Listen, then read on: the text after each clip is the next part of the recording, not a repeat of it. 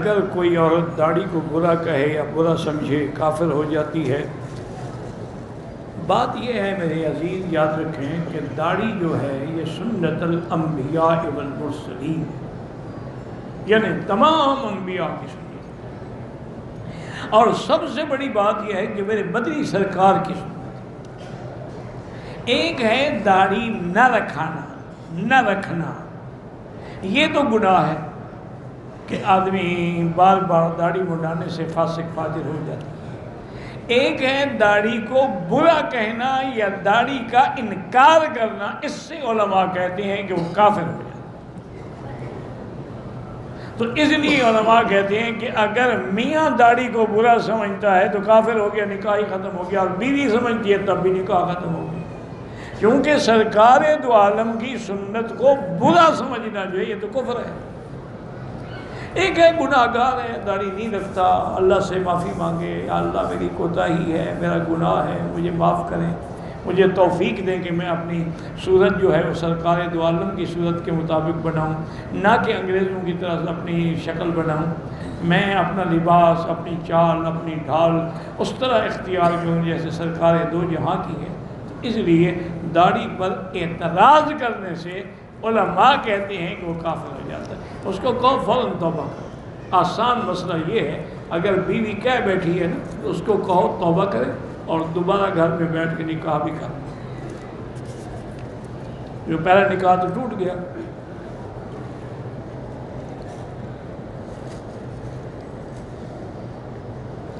کہتے ہیں جی کہ پاکستان کے کچھ علماء کہتے ہیں کہ ایک آپ زکوٰۃ کے پیسوں کو مسجد یا مدرسے کی تعمیر میں دے سکتے ہیں۔ میرا بھائی کون سے علماء کہتے ہیں؟ کسی کا نام تو لکھ دیتے نا، مہربانی کر کے۔ پاکستان کے علماء کہتے ہیں، کون؟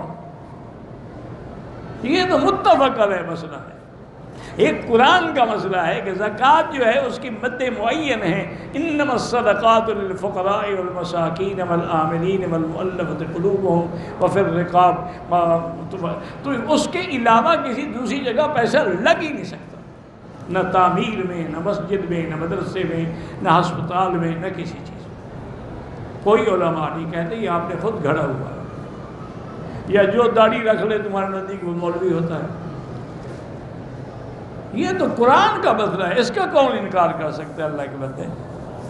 ہاں ایک طریقہ مدرسوں والے کرتے ہیں کہ مثلا مدرسے میں کوئی تعمیر کی جگہ تو وہ زکوٰۃ کے پیسے طلباء کو دے دیتے ہیں، کیونکہ زکوٰۃ میں یہ بھی شرط ہے کہ تملیک ہو، یعنی اس کو مالک بناؤ پیسوں کا۔ اگر تم نے مالک نہیں بنایا تب بھی زکوٰۃ ادا نہیں ہو، وہ پیسے طلباء کو دے دیتے ہیں، بھی اب یہ تمہارے ہیں بھائی تم چاہو تو مدرسے میں لگا دو، نہ چاہو تمہاری مرضی، اور اگر طالب نہ لگائیں تو ان پہ سختی بھی نہ کریں، اگر خوشی سے لگا دیں تو ٹھیک ہے۔ اچھا، بعض مدرسوں میں ایک اور بھی میں نے دیکھا تھا، یورپ میں بھی دیکھا، امریکہ میں بھی دیکھا، افریقہ میں بھی دیکھا، ان لوگوں نے بھی ایک اچھا طریقہ کیا ہوا ہے۔ کیوں؟ ہمارے دینی مدرسے تو چلتے ہی زکوٰۃ پہ ہیں نا، حکومت تو ہمیں دیتی نہیں، حکومت تو تب دے گی جب خوشامد کرو گے، جب درباری بنو گے، سرکاری بنو گے، گیت گاؤ گے، تب پیسے ملیں گے، حق کہنے والے کو تھوڑا پیسے دیں گے۔ تو وہ یہ کرتے ہیں کہ جتنا زکوٰۃ کا پیسہ آتا ہے نا، انہوں نے طلباء کا وظیفہ مقرر کر دیا ہے، بھی 5000 روپے طالب کا وظیفہ ہے، جو دور حدیث پڑھتے ہیں۔ چھوٹی کتابوں والے ہیں 3000 روپے، اس سے چھوٹی والے ہیں 2000، وہ سارا پیسہ ان کو دے دیتے۔ اب ان کو پیسے کہتے ہیں کہ جی اپنے میس کے پیسے داخل کراؤ، کتابوں کے پیسے داخل کراؤ، کرائے کے پیسے داخل کراؤ۔ تو ایک تو اطمینان ہوتا ہے طالب کو کہ میں پیسے دے کے کھانا کھا رہا ہوں، میں مانگا تانگا نہیں کھا رہا، میں نے پیسے دیے ہیں اور مینو کے مطابق میں کھانا لوں گا، چونکہ میں تو پیسے دے رہا ہوں۔ دوسرا اس کو تسلی ہوتی ہے، اس کا ضمیر کبھی کمزور نہیں ہوتا، کیونکہ جو لوگ ٹکڑوں پہ پلتے ہیں نا، وہ بڑے ہو کے حق نہیں کہہ سکتے۔ حق وہی کہتا ہے جس نے اپنے گھر سے کھایا۔ تو انہوں نے یہ انتظام بھی بڑا اچھا کیا کہ مدرسہ بھی محفوظ ہو گیا، زکوٰۃ سب کو تقسیم ہو گئی، اب وہ اپنے تمام مدرسے کے خرچے جو ہیں وہ باقاعدہ جا کے بل جمع کر رہے ہیں۔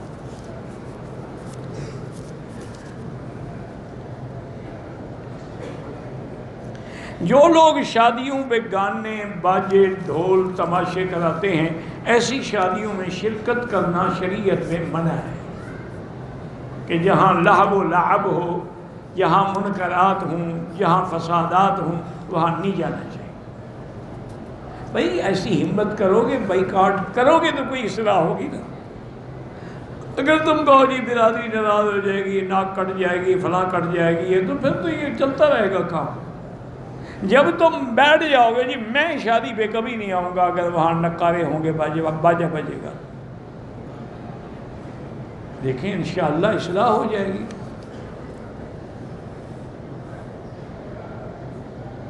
میرا بھائی گزارش یہ ہے، میں نے یہ آپ نے کئی دفعہ پوچھا ہے کہ مولویوں نے شیعہ سے اتحاد کیا ہے۔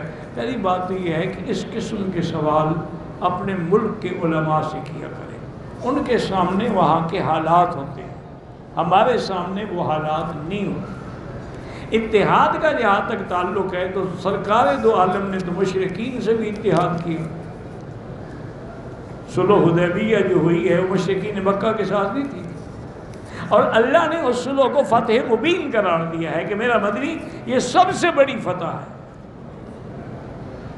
صحابہ حیران ہو گئے کہ کیسی فتح ہے، ہمیں عمرہ نہیں کرنے دیا، ہم نے احرام کھول دیے، ہم نے سر مڈا دیے، ہم نے دم احساس دے، خالی واپس مدینے جا رہے ہیں۔ اللہ فتح ہے کہ فتح مبینہ، یہ بڑی واضح فتح ہے۔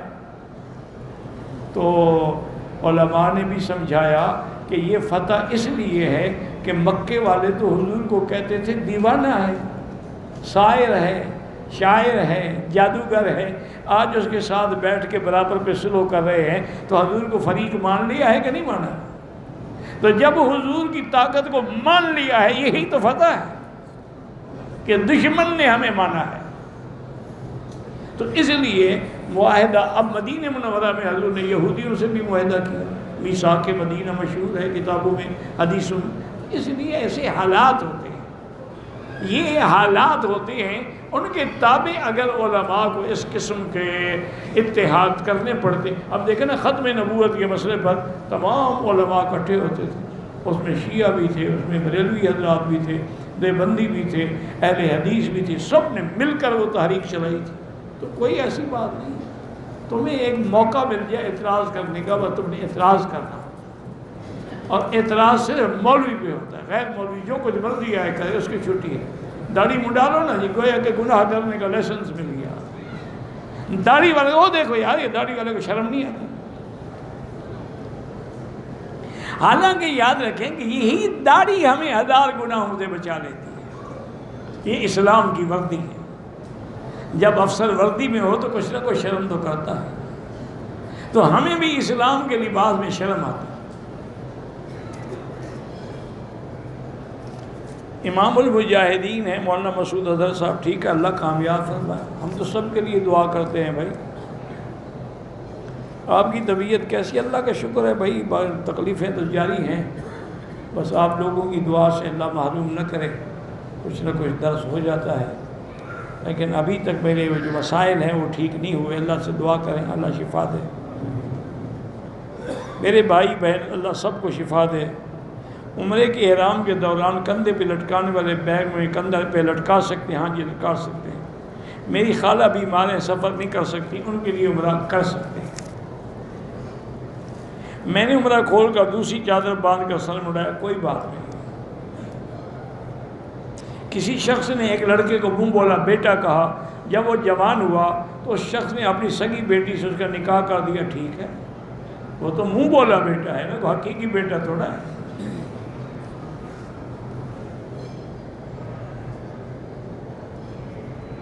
اگر کوئی آدمی اس نے زیر ناف بال صاف نہیں کی اور اس پہ موت آ گئی تو اب غسل کے وقت زیر ناف بال صاف کرنے کوئی ضروری نہیں، جو بھی ہے بس چھوڑ دیں، اللہ پہ چھوڑ دیں۔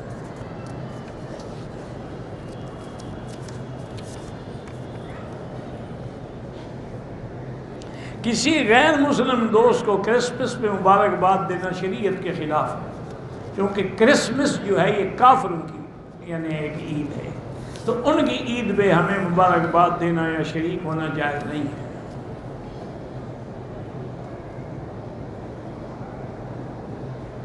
میں انڈیا سے ہوں، انڈیا پاکستان کی کرکٹ کے میں اپنے ملک میں انڈیا کو سپورٹ کرتے ہیں، کوئی بات نہیں، اس میں کیا ہے، ہر کوئی اپنے ملک کو سپورٹ کرتے ہیں۔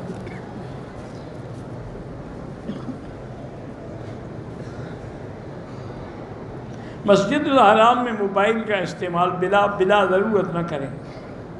جو عورتیں غیر محرم کے آتی ہیں وہ گناہ گار ہیں، توبہ کریں، باقی اللہ عمرہ قبول کرے۔ فرض نماز کے سجدوں میں دعا نہ مانگیں بلکہ تسبیحات زیادہ کہیں، سبحان ربی الاعلیٰ، اس کو 3 دفعہ کے بجائے 7 دفعہ کہیں، 11 دفعہ کہیں، 21 دفعہ کہیں۔ دعا نہ مانگیں، دعا نفلی عبادات میں۔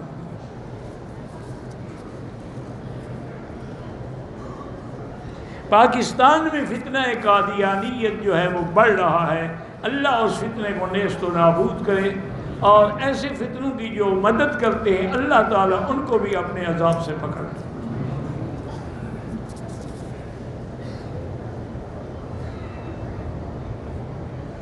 وضو کے دوران احرام میں بال گر جائے 1-2 کچھ نہیں ہوتا۔ اگر گھر والی کو راضی کرنے کے لیے کالا رنگ کالا نہ لگاؤ، کوئی اور رنگ لگا دو۔ گھر والی رنگ سے راضی نہیں ہوتی، وہ تیرے ڈھنگ سے راضی ہوگی۔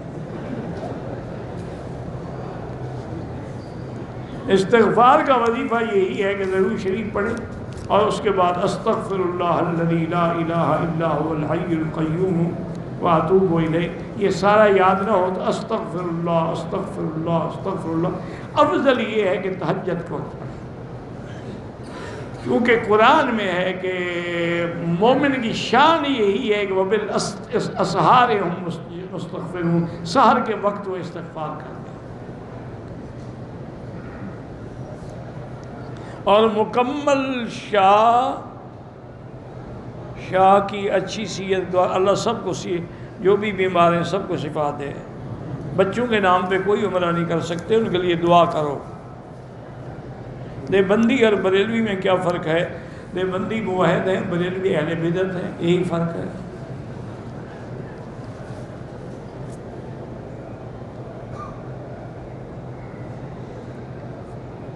شاہ پتہ نہیں لال شاہ دعائیں کرتے ہیں، بہرحال اللہ جزاک اللہ، آپ دعا کرتے ہیں اللہ آپ کو خوش رکھے۔ اگر ہم حتیم میں نماز پڑھیں اور عورت آگے نماز پڑھے کچھ نہیں ہوتا، وہ تو اس وقت منع ہے کہ جب ہم بھی فرض نماز عشاء پڑھیں، عورت بھی عشاء پڑھ رہی ہے اور ہمارے آگے پھر نماز نہیں ہوتی۔ اگر وہ اپنی پڑھ رہی ہے ہم اپنے پڑھ رہے ہیں تو کوئی فرق نہیں پڑتا۔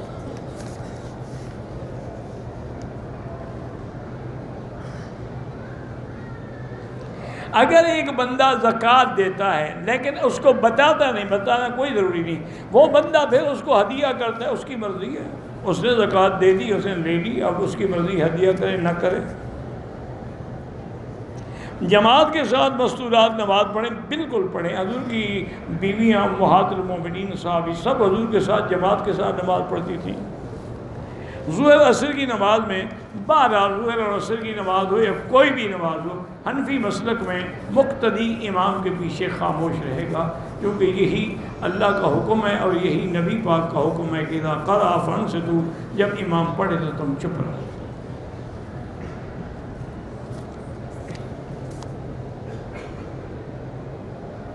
عورت مدینے میں ہے، حیض آ گیا تو حیض کی حالت میں غسل کر کے نیت کر لے، لبیک اللہم لبیک لبیک بعمرۃ پڑھ کے آ جائے، مکے میں رہے، جب پاک ہو غسل کر کے عمرہ کرے، کوئی بات نہیں، کوئی پابندی نہیں۔ نماز نہیں پڑھ سکتی لیکن عمرے کے لیے نیت تو کر سکتی ہے، لبیک بھی پڑھ سکتی ہے۔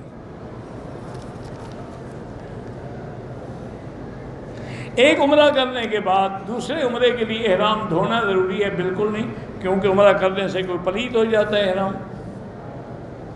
عمرے کے بعد طواف الوداع ضروری نہیں ہوتا، حج کرنا بھی لازم نہیں ہوتا۔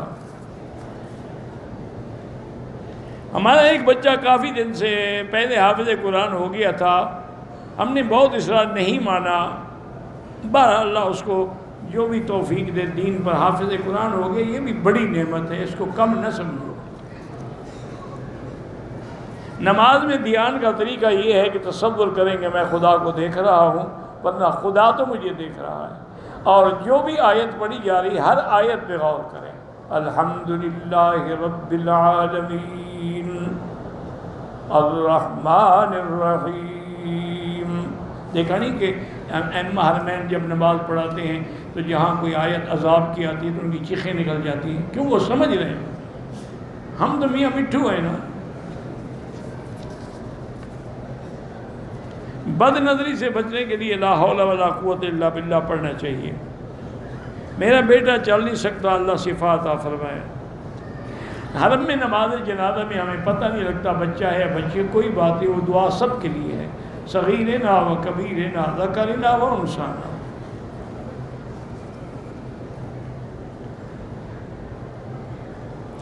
میں نے حج کیا، الوداعی طواف باقی ہے، طواف تو آپ کو کرنا پڑے گا، تو پہلے آپ طواف کر لیں، بعد میں چلے جائیں، پکڑ لیں گے کچھ بھی ہو، آپ تو طواف کر کے فارغ ہو جائیں نا۔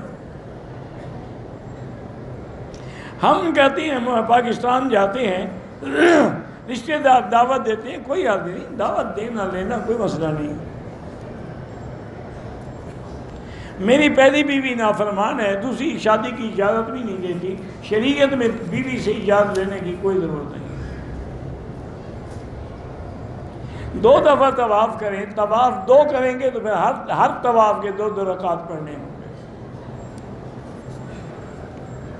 اذان کے بعد ہاتھ اٹھا کے دعا مانگنے کی ضرورت نہیں ہے، لیکن دعا سنت ہے کہ درود شریف پڑھیں اور یہ دعا مانگیں کہ اللہم رب هذه الدعوة التامة والصلاة القائمة آت محمد الوسیلۃ والفضیلۃ وابعثہ مقاما محمودا رضینا باللہ ربا وبالاسلام دینا وبمحمد نبیا ورسولا۔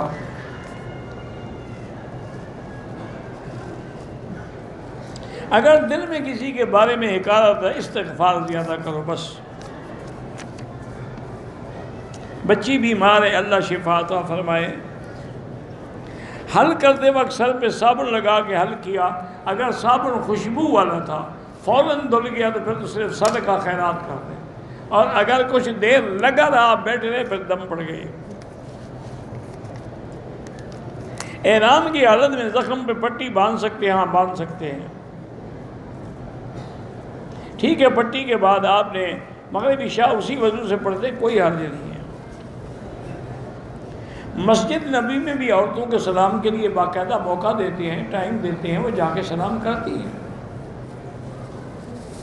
باہر کھڑے ہو کر بھی پڑھ سکتی ہیں۔ اگر احرام کی حالت میں خوشبو والے صابن سے ہاتھ دھوئے تو 1-2 ریال خیرات کر دیں۔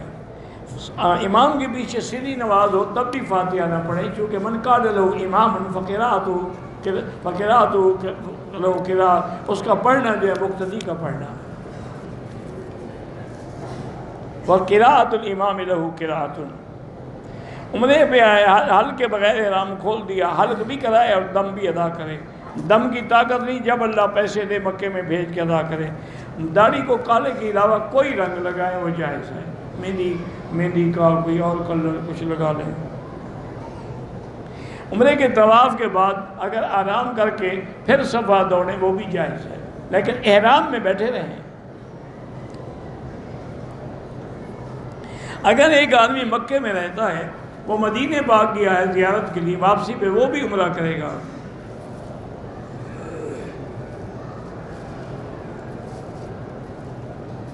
کہتے ہیں جی ہماری حکومت جو ہے جشن میلاد النبی منا رہی ہے، تو ان کی مرضی ہے بھائی، ان کے منانے سے کوئی دین تو نہیں بن جاتا نا۔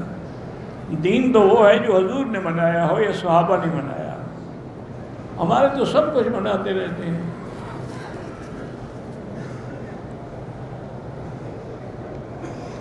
طواف کے دوران غیر محرم کے ساتھ کوشش کریں بچنے کی، باقی اللہ نیتوں کو جانتے ہیں۔ دوران طواف اونچی آواز سے ذکر نہ کریں، مل کر بھی عورتیں مرد ذکر نہ کریں، آہستہ آہستہ سبحان اللہ سبحان اللہ سبحان اللہ۔ کہتے ہیں کہ ہمارے ہاں جو صلاۃ و سلام پڑھتے ہیں اذان سے پہلے وہ بدعت ہے. اللہ تعالیٰ سے دعا کریں اللہ پاک ہمیشہ پھر لے آئے. نماز کے دوران ہاتھ دوپٹے سے نکل جائے کچھ نہیں ہوتا. مرد اور عورت کی نماز میں بڑا فرق ہے. مرد کے لیے صف اول ہے، عورت کے لیے آخر ہے. میں بہت بدتمیز اور بد اخلاق ہوں، توبہ کیا کرو، استغفار اور لا حول پڑھا کرو. طواف کے دوران کھانا پینا منع ہے، مجبوری میں، جیسے روزہ ہے افطار کے لیے کھجور کھا لی کوئی بات نہیں. مرد اور عورت کی نماز میں آسمان زمین کا فرق ہے. تمہارے ہاں اگر مرد اور عورت میں کوئی فرق نہ ہو یہ الگ بات ہے. طواف کے دوران میں 5 ریال اٹھایا اس کو خیرات کر دو. حق کی بات کرو تو لوگ چڑھتے ہیں، کوئی بات نہیں. انبیاء نے بھی حق کی بات کی تو لوگ پتھر مارتے رہے، تم بھی برداشت کرو.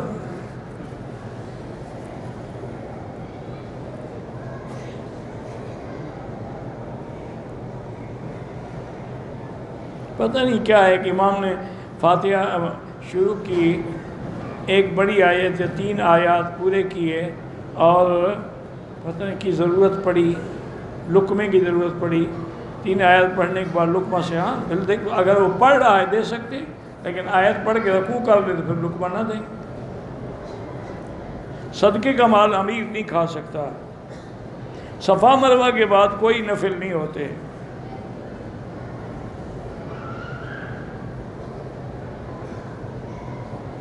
کہتے ہیں جی کہ نماز جنازہ کے بعد اگر دعا مانگی جائے میت کی مغفرت کے لیے تو بدعت کیا؟ بدعت اس لیے ہے کہ حضور نے نہیں مانگی.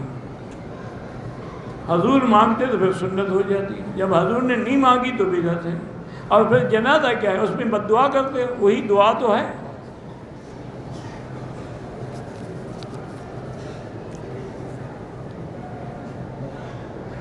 مسجد ایسے تو عمرہ ہو جاتے ہیں، ہاں جی ہو جاتا ہے. عورت عدت میں گھر سے نہیں نکل سکتی، چاہے والد فوت ہو جائے یا کچھ ہو جائے. ایک آدمی عمرے میں آنے والے طائف گئے بغیر احرام کے دم پڑ گئی، ورنہ دوبارہ طائف جا کے عمرہ کریں. ایک طواف کا ثواب ایک غلام آزاد کرنے کے برابر ہے. عمرہ کرنے والوں کو لوگ حاجی کہتے ہیں، کوئی ضروری نہیں. شیعہ کا جنازہ نہ پڑھیں.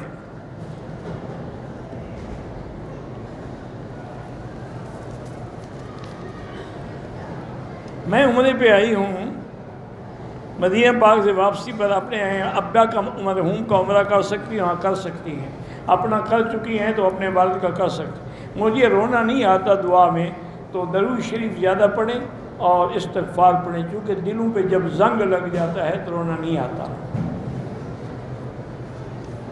پڑھائی میں دل نہیں لگتا تو رب زدنی علما، رب زدنی علما یہ دعا پڑھا کرو.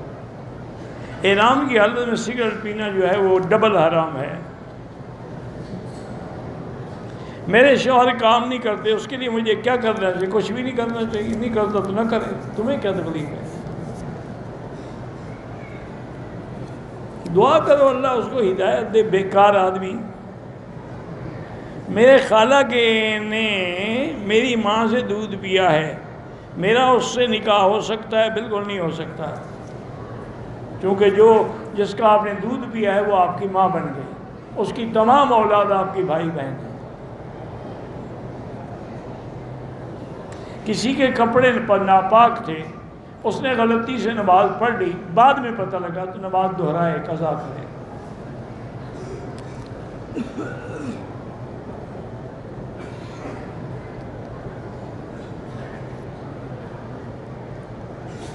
تلمید الشیخ دکتور شیر علی شاہ رحمۃ اللہ علیہ اور شیخ الحدیم اللہ سمیع الحق رحمۃ اللہ علیہ کنت معاکا اذن لی.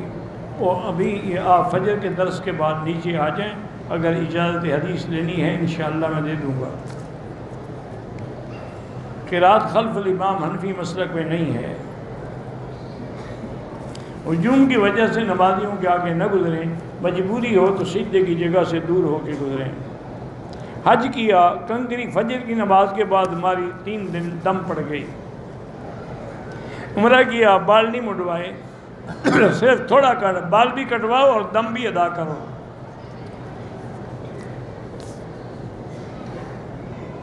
عمرہ کیا، بالوں میں ٹک لگایا، ٹک نہ لگاؤ، سر منڈاؤ، دم بھی ادا کرو۔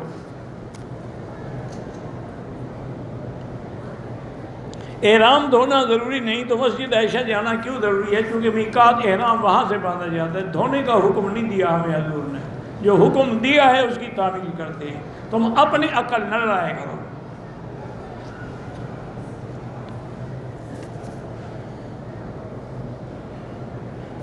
جو بھی دم ہوگا حج میں ہو یا عمرے میں، وہ مکے میں دیا جائے گا۔ رمضان کے مہینے میں عورت اگر تراویح پڑھنے کے بعد جو صلاۃ القیام وہ بھی پڑھ سکتی، سب کچھ پڑھ سکتی ہے۔ رمضان کا مہینہ ہے ہی جاگنے کے لیے کہ راتیں عبادت میں گزارو اور دن روزے سے گزارو۔ اس لیے ہے کہ من صام رمضان ایمانا و احتسابا غفر لہ، من قام رمضان ایمانا و احتسابا غفر لہ۔ جو آدمی اللہ سے ثواب کی نیت رکھ کے روزہ رکھتا ہے، رات کو جاگتا ہے، اللہ اس کی مغفرت فرماتے ہیں۔ واللہ اعلم۔ اللہم صلی علی سیدنا محمد وعلی آل سیدنا محمد وبارک وسلم۔ یا اللہ یا اللہ یا رحمان یا رحیم یا حی یا قیوم یا ذی الجلال والاکرام۔ یا الہنا الہ کل شیء الہ واحد لا الہ الا انت۔ اللہم انت المیسر لکل یسیر وانت علی کل شیء قدیر۔ یا لطیف الطف بنا فی تیسیر کل یسیر فإن تیسیر کل عسیر علیک یسیر۔ اللہم یسر امورنا و امور اولادنا و اولاد اولادنا و امور بناتنا و اخواننا و اخواتنا و امور من اوصانا و استوصانا و امور المسلمین من راحت لقلوبنا و ابداننا و السلامت والعافیت فی دیننا و دنیانا۔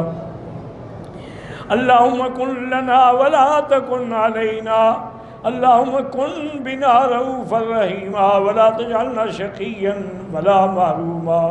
اللہم انصر الاسلام والمسلمین، اللہم انصر المجاہدین الذین یجاہدون فی سبیلک لإعلاء کلمتک، اللہم اید من نصرک یا قوی یا عزیز، اللہم اہلک اعداءک اعداء الدین، اللہم انزل علیہم باسک الذی لا یرد عن القوم المجرمین، اللہم احفظ سائر بلاد المسلمین، هذا البلد الامین فاجعلها آمنا مطمئنا سخاء رخاء الی یوم الدین۔ یا اللہ بیماروں کو شفا عطا فرما، یا اللہ بیماروں کو شفا عطا فرما، یا اللہ ہماری ظاہری باطنی روحانی جسمانی نفسانی بیماریاں دور فرما، یا اللہ بے حیاؤں کو حیا عطا فرما، بے اولادوں کو اولاد صالح عطا فرما، بے روزگاروں کو روزگار عطا فرما، قرض داروں کے قرض عطا فرما، یا اللہ جن کے گھروں میں بچیاں ہیں ان کو خیر کے رشتے نصیب فرما، یا اللہ پوری دنیا میں جو مسجدیں ہیں، مدارس ہیں، دین کے ادارے ہیں، دین کی جماعتیں ہیں، دین کے کام کرنے والے، ان کی حفاظت فرما۔ یا الہ العالمین، تمام عالم اسلام میں مسلمان جس حال میں ہیں ان کی مدد فرما۔ یا اللہ فلسطین میں، شام میں، کشمیر میں، حلب میں، عرب میں، عجب میں، افغان میں جان مال آبرو کی حفاظت فرما۔ ربنا تقبل منا انک انت السمیع العلیم وتب علینا انک انت التواب الرحیم۔ اللہم انا نسألک من الخیر کلہ عاجلہ وآجلہ ما علمنا منہ ما لم نعلم، اللہم انا نعوذ بک من الشر کلہ عاجلہ وآجلہ ما علمنا منہ ما لم نعلم۔ سبحان ربک رب العزة عما یصفون وسلام علی المرسلین والحمد للہ رب العالمین۔